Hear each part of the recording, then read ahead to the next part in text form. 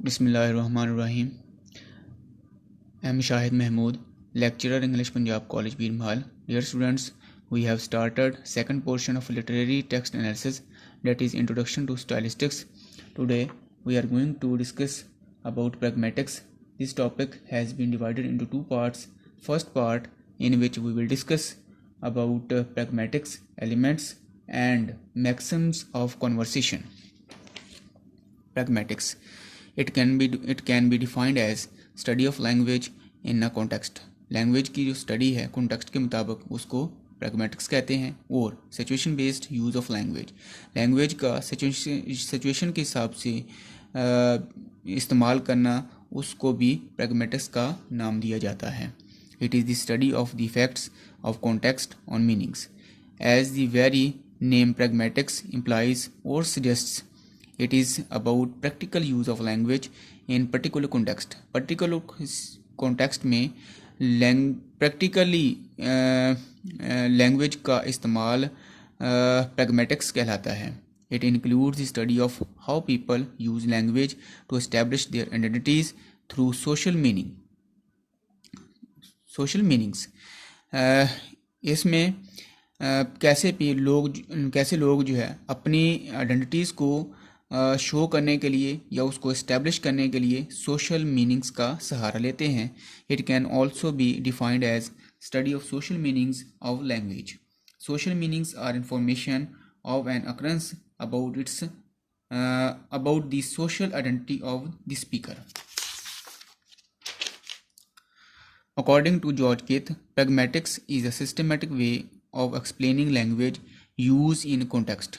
यानी कि यहाँ पे प्रैग्मेटिक्स एक ऐसा सिस्टमेटिक वे है लैंग्वेज को इस्तेमाल करने का कॉन्टेक्स्ट के मुताबिक, उसको हम जॉर्ज किथ के मुताबिक प्रैग्मेटिक्स कहते हैं।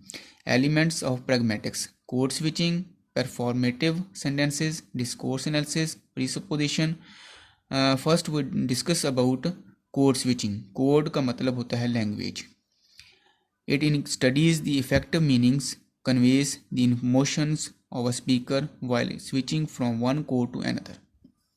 कोड स्विचिंग के हवाले से स्टूडेंट्स हम पहले भी जो है वो डिस्कस कर चुके हैं, जिसमें हमने डिस्कस किया था कि ये बाइलिंगुअल या मल्टीलिंगुअल पर जो है मबनी होती है। उसमें बाइलिंगुअल क्या है और मल्टीलिंगुअल क्या है। बाइलिंगुअल वो लैंग्वेज होती है जिसमें एक स्पीकर दो लैंग्वेजेस पर अबू रखता है, उसको हम बाइलिंगुअल का नाम देते हैं। और मल्टीलिंगुअल वो लैंग्वेजेस होती हैं जिसमें एक स्पीकर को दो या दो से ज़्यादा लैंग्वेजेस के ऊपर जो है अबूर हासिल होता है, उसको मल्टीलिंगुअल का नाम दिया जाता है। यहाँ पे कोड स्विचिंग से मुराद ये है कि अगर आप एक लैंग्वेज में बात कर रहे हैं तो फ़ौरन ही आप दूसरी लैंग्वेज के ऊपर जो है वो चले जाते हैं, उसको हम कोड स्विचिंग का नाम देते हैं। फॉर एग्ज़ाम्पल, आप अंग्रेज़ी में बात करते हैं, अंग्रेज़ी का सेंटेंस बोलते हैं, तो साथ ही जो है आप उर्दू सेंटेंस को यूज़ करके जो है उसको एक्सप्लेन करते हैं, उसको हम कोड स्विचिंग कहते हैं। नेक्स्ट हमारे पास है performative sentences. They are the utterances that perform special speech acts। यानी कि ये वो बयानियाँ होते हैं जो स्पेशल स्पीच एक्ट्स के थ्रू जो है वो परफॉर्म की जाती हैं। नेक्स्ट हमारे पास है discourse analysis. In discourse analysis a researcher is only concerned with the linguistic implications embodied in the text। अब डिस्कोर्स एनालिसिस में एक रिसर्चर जो है लिंग्विस्टिकली टेक्स्ट के अंदर जितनी भी इम्प्लीकेशंस होती हैं उसके ऊपर जो है वो कंसर्न करता है। It studies about new information and old और गिवन इन्फॉर्मेशन। यहाँ पे नई इन्फॉर्मेशन, पुरानी और जो इन्फॉर्मेशन दी गई होती है उसको स्टडी करना होता है, उसको हम डिस्कोर्स एनालिसिस का नाम देते हैं।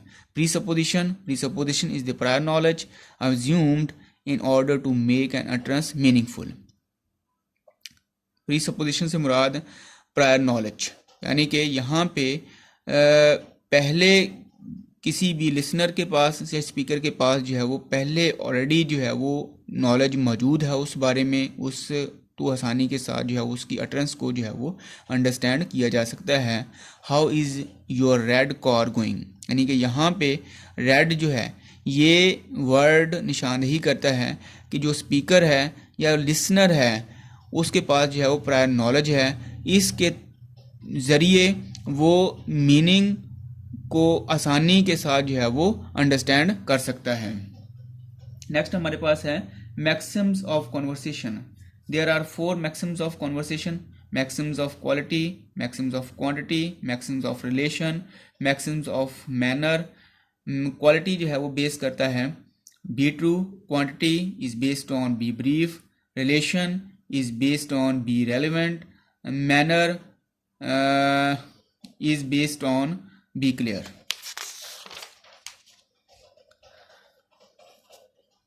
क्वालिटी बी ट्रू, यानी कि maxims of quality be true, don't say that what you believe to be false or for which you lack evidence, never be tentative rather certain। यहाँ पे जोन सी बात जो है वो बयान की गई है उसमें जो स्पीकर है उसको कन्वे किया जाता है, उसको अवेयर किया जाता है, वो चीज़ जिसके ऊपर आपको बिलीव है कि ये गलत है उसमें या उसमें जो है वो एविडेंस की कमी है तो उसको जो है वो बिल्कुल भी जो है वो बयान नहीं करना। यानी कि जोन सी बात है या जोन सा भी टॉपिक अंडर डिस्कशन है वो सच पे मबनी होना चाहिए, उसको हम मैक्सिम्स ऑफ क्वालिटी कहते हैं।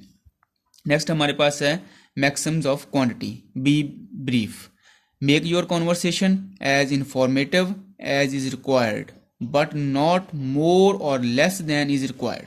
यानी कि जितनी बात जो है आपसे जो है वो कही जाती है और जितनी इन्फॉर्मेशन आपके पास मौजूद है या जितनी इन्फॉर्मेशन रिक्वायर है उसके मुताबिक जो है अपनी कन्वर्सेशन को जो है वो मौसर बनाना चाहिए ताकि आसानी के साथ जो है वो उसको अंडरस्टैंड किया जा सके। इसको जो है हम बी ब्रीफ का या मैक्सिम्स ऑफ क्वांटिटी का नाम देते हैं। नेक्स्ट है maxims of relation. Be relevant, be relevant your remarks should be related to the topics under discussion. आपके जितने भी रिमार्क्स हैं जो टॉपिक अंडर डिस्कशन है उसके मुताबिक रेलिवेंट होना चाहिए। Manner, maxims of manner, be clear, be brief, orderly, wait for your turn, never violate the principles of turn taking. अब मैक्सिम्स ऑफ मैनर के थ्रू ये बात जो है वो हकीकी तौर पर वाज़ेह हो जाती है कि जितनी भी आपकी डिस्कशन है, जितने भी आपके टॉपिक्स हैं या जोन से टॉपिक के ऊपर जो है आप बात कर रहे हैं वो टोटली जो है वो क्लियर होना चाहिए। उसमें जितने भी प्रिंसिपल्स जो है वो यूज़ होते हैं उसकी किसी किस्म की वायलेशन नहीं होनी चाहिए।